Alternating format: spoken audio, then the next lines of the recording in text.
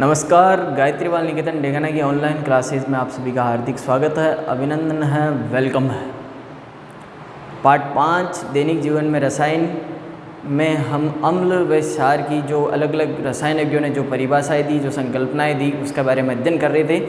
आर्रेनियस ने जो संकल्पना थी उसके बारे में हमने अध्ययन कर लिया है और ब्रांस्टेड-लोरी ने जो संकल्पना दी उसके बारे में हमने भी अध्ययन किया।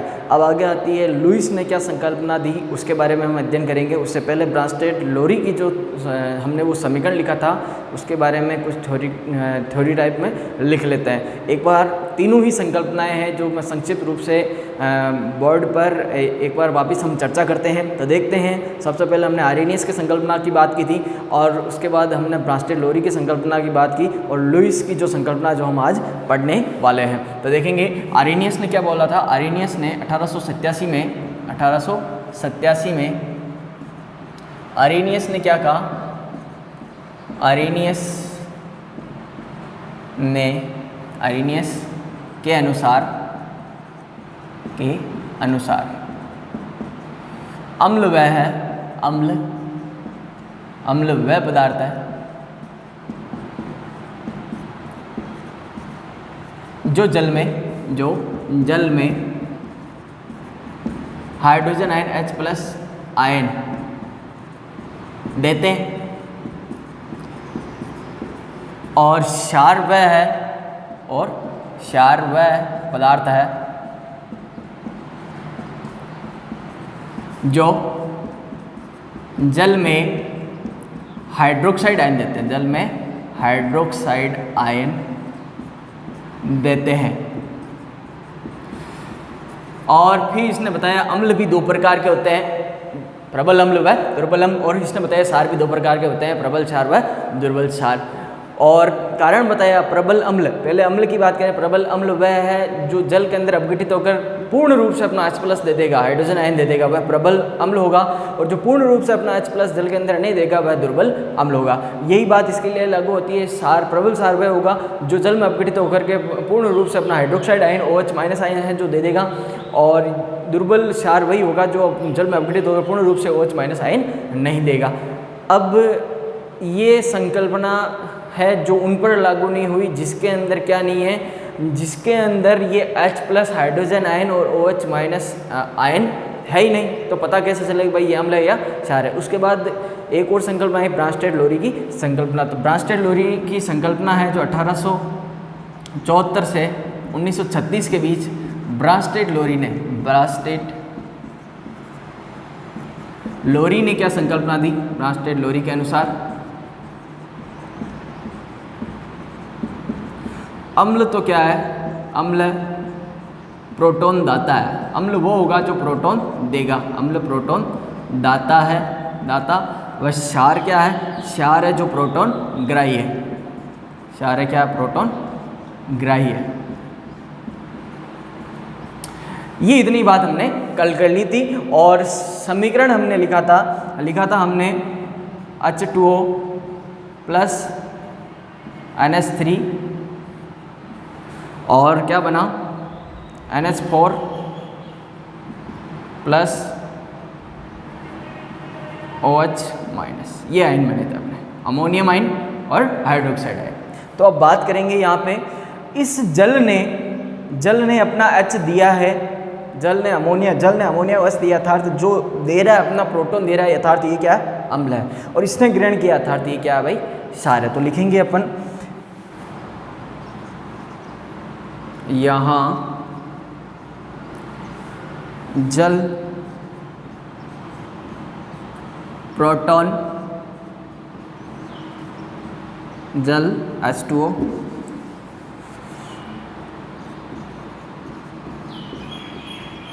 प्रोटॉन दाता है, जल प्रोटॉन दाता है, अतः अम्ल है। यह प्रोटॉन देकर, यह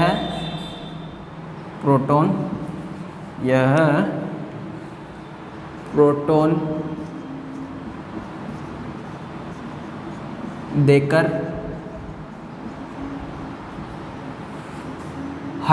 ये प्रोटॉन देकर हाइड्रोक्साइड आयन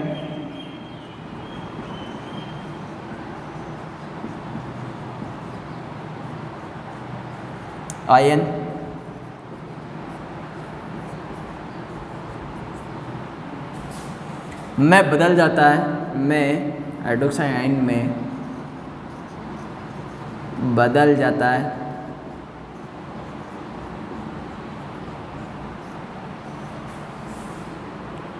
जो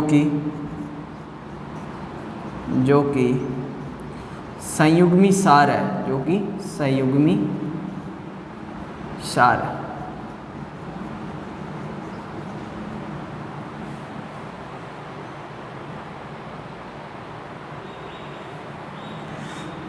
तथा NH3 अमोनिया तथा अमोनिया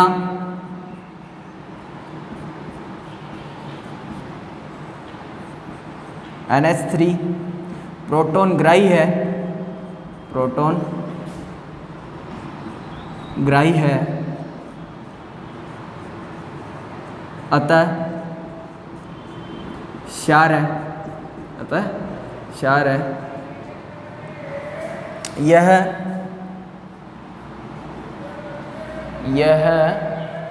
प्रोटॉन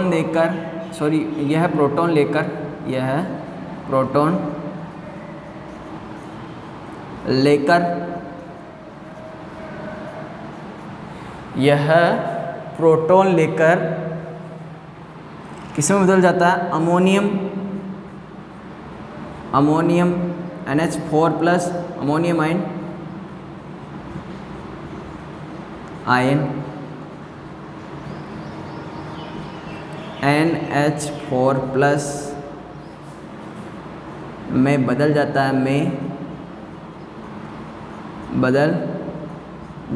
है,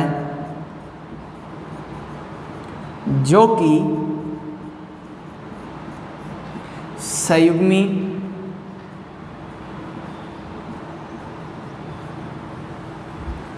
अम्ल है, जो कि क्या है? संयुग्मी अम्ल है। अर्थात ये तो क्या हो गया? ये तो हो गया अम्ल। ये प्रोटॉन आता है, अर्थात ये क्या हो गया? अम्ल। ये ग्राही है, अर्थात ये क्या हो गया? क्षार। ये किसमें बदल जाता है? यह बदल जाता है को अमोनिया किसमें बदल जाता है? अमोनिया बदल जाता है संयुग्मी अम्ल में।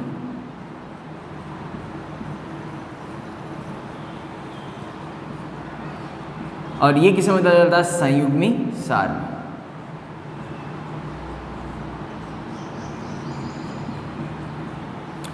इस संकल्पना को संयुग्मी अम्ल व संयुग्मी सार की संकल्पना भी कहते हैं। तो ये जो संकल्पना थी, जो अप्रोटोनिक, मतलब इसके अंदर क्या जरूरी होना चाहिए? इसके अंदर जरूरी है प्रोटॉन भाई, इसके अंदर जरूरी है प्रोटॉन। तो यह संकल्पना उनके लिए लागू नहीं हुई जिनके अंदर प्रोटॉन उपस्थित न हो। आर्रेनियस की संकल्पना किन के लिए लागू थी? जिनके अंदर क्या क्या उपस्थित होना चाहिए? या तो हाइड्रोजन आयन उपस्थित होना चाहिए या हाइड्रोक्साइड आयन उपस्थित होना चाहिए, तब जाके वो आर्रेनियस वाला हो सकता है। आर्रेनियस की संकल्पना किसको स्पष्ट नहीं कर सकती? जिसके अंदर ना तो हाइड्रोजन आयन है ना हाइड्रोक्साइड आयन है, उसके बारे में नहीं बता सकती कि भाई ये अम्ल है या क्षार है। उसी प्रकार ये ब्रांस्टेड लोरी की ये संकल्पना है, ये भी जिसके अंदर प्रोटॉन होगा, जिसके अंदर H+ होगा, उसी के बारे के अंदर बता सकती है कि भाई ये अम्ल है या क्षार है। अन्यथा ये निवथार्थ, ये अप्रोटोनिक, जिसके अंदर अप्रोटिक अम्ल व क्षारों के बारे में स्पष्ट रूप से ये संकल्पना है, जो अप्रोटोनिक अम्ल व क्षारों के बारे में स्पष्ट रूप से नहीं बता सकती है। तो लिखेंगे नोट लगा करके।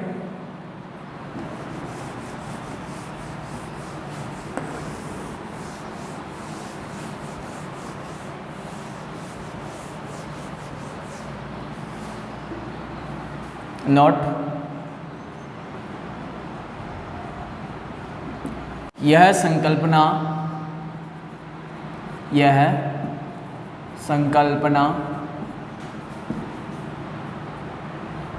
अप्रोटिक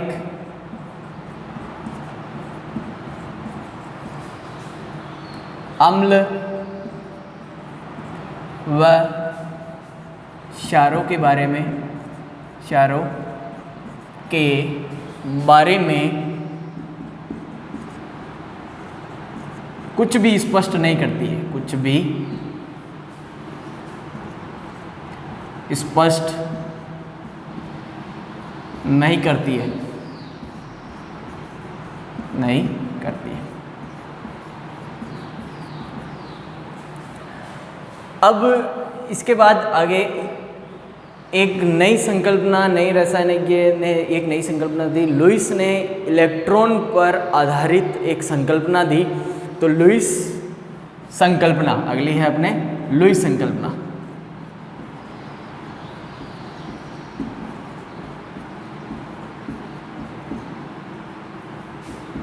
उन्नीस सौ तेईस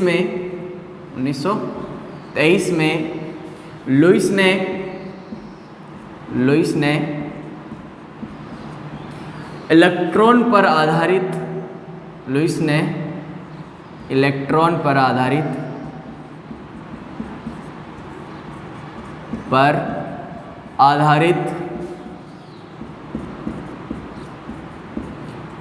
अम्ल व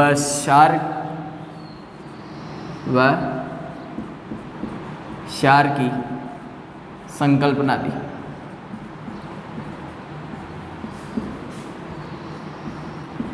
तो इनके अनुसार अम्ल कौन से होते हैं? अम्ल वह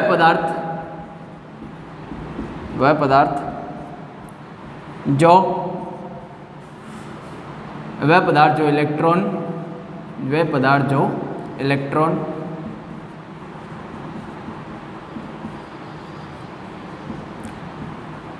युग्म ग्रहण करते हैं और क्षार कौन से होते हैं? वह पदार्थ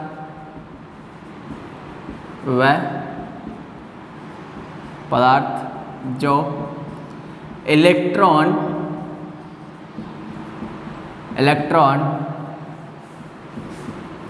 युग्म त्यागते हैं। जो ग्रहण करते हैं वो तो अम्ल कहलाते हैं और जो त्यागते हैं वो क्षार कहलाते हैं। अर्थात क्या हो गया? इलेक्ट्रॉन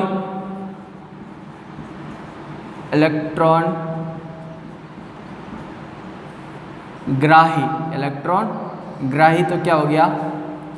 इलेक्ट्रॉन ग्राही हो गया अम्ल, और इलेक्ट्रॉन दाता, जो भी इलेक्ट्रॉन देगा, इलेक्ट्रॉन दाता हो गया अपने क्षार।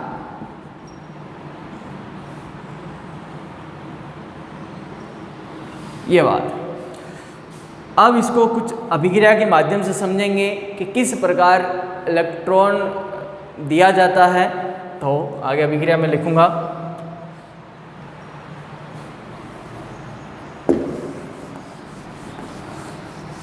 इसको ध्यान से समझेंगे।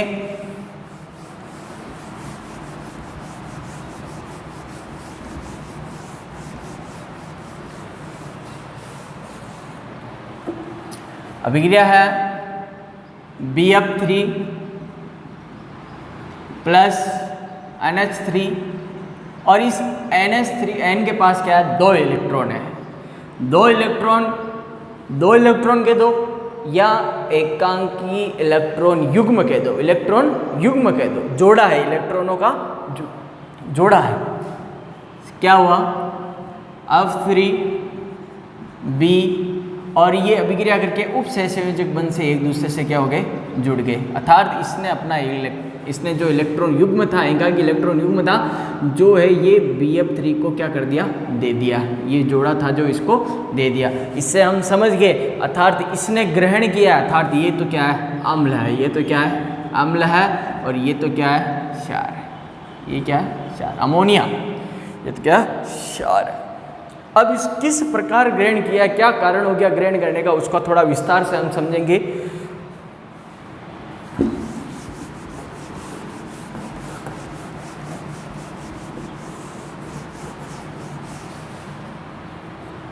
तो B boron, boron, F, F और एफ। बोरॉन के बाह्यतम कक्ष के अंदर 3 इलेक्ट्रॉन होते हैं, 1 2 3 इलेक्ट्रॉन अपने बाह्यतम। फ्लोरीन के बाह्यतम कोश में 7 इलेक्ट्रॉन होते हैं, 2 2 4 2 6 1 7, 2 2 4 2 6 1 7, 2 2 4 2 6 1 7। ये तो फ्लोरीन अपना अष्टक पूर्ण करने के लिए ये वाला फ्लोरीन क्या करेगा, अपना अष्टक पूर्ण करने के लिए ये इस बोरोन से 1 इलेक्ट्रॉन ग्रहण करेगा। ये इसने एक अपना अष्टक पूर्ण कर लिया, अर्थात इसने क्या प्राप्त कर लिया, इसने प्राप्त कर लिया अपना स्थायित्व। परमाणु अपना स्थायित्व जब अपना अष्टक पूर्ण कर लेता है, अपना स्थायित्व प्राप्त कर लेता है। इसी प्रकार ये भी फ्लोरीन है जो इस बोरोन से 1 इलेक्ट्रॉन लेगा और अपना स्थायित्व प्राप्त कर लेगा। इसी प्रकार ये भी अपना एक इलेक्ट्रॉन इससे लेगा और स्थायित्व प्राप्त कर लेगा। जिस प्रकार इन्होंने एक इससे लिया, उसी प्रकार बोरोन प्रत्येक फ्लोरीन से एक इलेक्ट्रॉन लेगा। तो ये तो इस बोरोन का खुद का, ये इससे लेगा, ये इससे लिया और ये एक इससे लिया और ये एक इससे लिया। इस प्रकार इसने भी, देखते हैं अष्टक पूरा किया है कि नहीं किया। तो ध्यान से देखने वाली बात ये है कि पहली बात इस फ्लोरीन ने इससे 1 लिया कि अपना अष्टक पूरा कर लिया, इस फ्लोरीन ने इस बोरोन से 1 लिया, अपना अष्टक पूरा कर लिया, इस फ्लोरीन ने इससे 1 लिया, अपना अष्टक पूरा कर लिया। अब फ्लोरीन की देने की बात आई, तो फ्लोरीन की देने की बात आई तो इस बोरोन ने इससे 1 लिया, ये तो इसका खुद का था, इससे 1 लिया, ये तो इसका खुद का था, ये इससे 1 लिया, ये तो इसका खुद का था, ये इससे 1 लिया। अब इसके देखो ये 6 ही हुए, 2 2 4 2 6, इसका अष्टक पूर्ण नहीं हुआ, अर्थात इसमें अष्टक पूर्ण करने के लिए कितने इलेक्ट्रॉनों कमी हो गई, 2 इलेक्ट्रॉनों की कमी हो गई। अब आते हैं इस तरफ NH3 की तरफ, तो N 3 H है इसके साथ, H H और H। नाइट्रोजन के बाह्यतम कोश में 5 इलेक्ट्रॉन होते हैं, 2 3 4 5। हाइड्रोजन में 1 इलेक्ट्रॉन होता है, एक इस हाइड्रोजन का, एक इस हाइड्रोजन का, एक इस हाइड्रोजन का। अब यहाँ ध्यान से देखो भाई, ये प्रत्येक हाइड्रोजन है जो नाइट्रोजन से 1 इलेक्ट्रॉन लेगा और अपना स्थायी विन्यास प्राप्त करेगा। 2 इलेक्ट्रॉन हो गए, इसने अपना स्थायी विन्यास प्राप्त कर लिया। इसने भी इस नाइट्रोजन से 1 इलेक्ट्रॉन लिया और स्थायी विन्यास प्राप्त किया, इसने भी नाइट्रोजन से 1 इलेक्ट्रॉन लिया और स्थायी विन्यास प्राप्त किया। अब नाइट्रोजन की बारी आई, नाइट्रोजन प्रत्येक से 1 लेगा, इस हाइड्रोजन से इसका 1 लेगा, इस हाइड्रोजन से इसने 1 लिया और इस हाइड्रोजन से भी 1 लेगा और इस हाइड्रोजन से भी 1 लेगा और इसका अष्टक पूरा हुआ क्या, 2 2 4 2 6 8, अर्थात नाइट्रोजन का अष्टक पूरा हो गया, अर्थात नाइट्रोजन क्या है, स्थायी है। ये प्रत्येक जगह बोरोन और इस फ्लोरीन के बीच जो बॉन्डिंग है, जो बंध है, वो सहसंयोजक बंध है।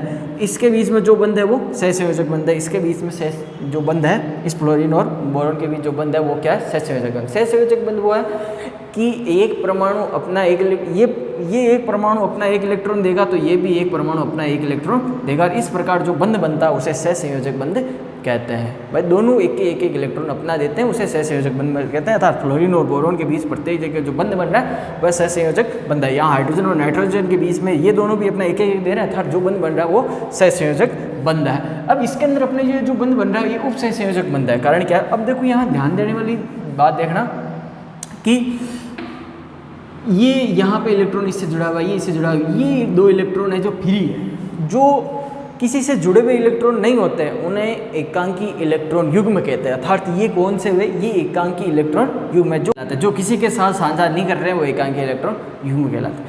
ये 2 जो नाइट्रोजन के पास एकांकी इलेक्ट्रॉन युग्म है, ये एकांकी इलेक्ट्रॉन युग्म है। जो इस बोरोन के पास जो कमी है इलेक्ट्रॉन 2 इलेक्ट्रॉन की, ये इसको दे देगा, ये इसको क्या कर देगा, दे देगा। ये क्या कहलाते हैं, जो किसी के साथ साझा नहीं हो रहे हैं वो एकांकी इलेक्ट्रॉन युग्म कहलाते हैं। और ये जो नाइट्रोजन के पास जो इलेक्ट्रॉन युग्म है ये क्या करेगा, इस बोरोन को 2 चाहिए, ये इसको क्या कर देगा, दे देगा। और इनके बीच में जो बंध बनेगा उससे क्या कहते हैं, उपसहसंयोजक बंध, उपसहसंयोजक बंध कहते हैं। तो समझ में आया कि नहीं आया कि भाई सहसंयोजक बंध, यहाँ 2 बंधों के बारे में भी हम समझ सकते हैं। सहसंयोजक बंध उन्हें कहता है जब 2 परमाणु अपना एक इलेक्ट्रॉन साझा करते हैं, वह सहसंयोजक बंध, वह दोनों परमाणु एक दूसरे से सहसंयोजक बंध बनाते हैं। उप सहसंयोजक बंध कैसे कहते हैं, जब एक परमाणु दूसरे परमाणु को अपने इलेक्ट्रॉन युग्म प्रदान करता है, और जो बंध बनता है उसे उपसह संयोजक बंध कहते हैं। बात आगे समझ में आता है। इस तीर के निशान, ये तीर का निशान किसको प्रदर्शित कर रहा है? ये तीर का निशान है जो उपसह संयोजक बंध को, सह संयोजक बंध को प्रदर्शित कर रहा है। अब हम आगे बात लिखेंगे लुईस की संकल्पना के अनुसार अम्ल, लुईस की संकल्पना के अनुसार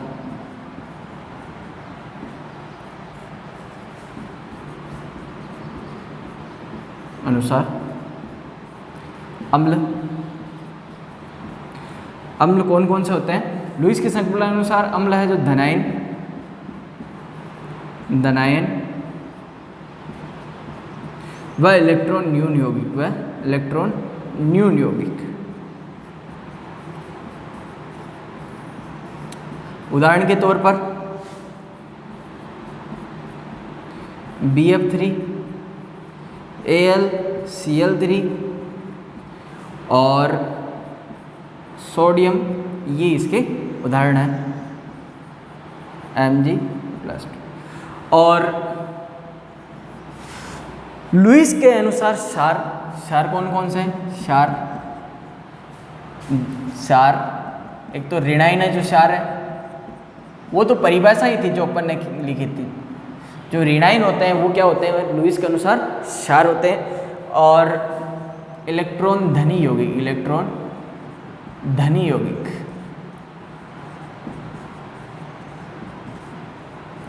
उदाहरण के तौर पर NH3, इसके पास कितने इलेक्ट्रॉन? 2 इलेक्ट्रॉन। और H2O, इसके पास 4 इलेक्ट्रॉन। और ऋणायन में ले अपन क्लोराइड ले लो, आयोडाइड और नाइट्राइड और नाइट्रेट। ये जो लुईस के अनुसार क्षार है और ये है लुईस के अनुसार अम्ल है। तो आज हमारी ये लुईस की जो संकल्पना है वो कंप्लीट हुई, और आगे की चर्चा है, जो आगे की जो अपने टॉपिक है उसके कल के वीडियो के अंदर उसका अध्ययन करेंगे। आज के लिए इतना ही, धन्यवाद।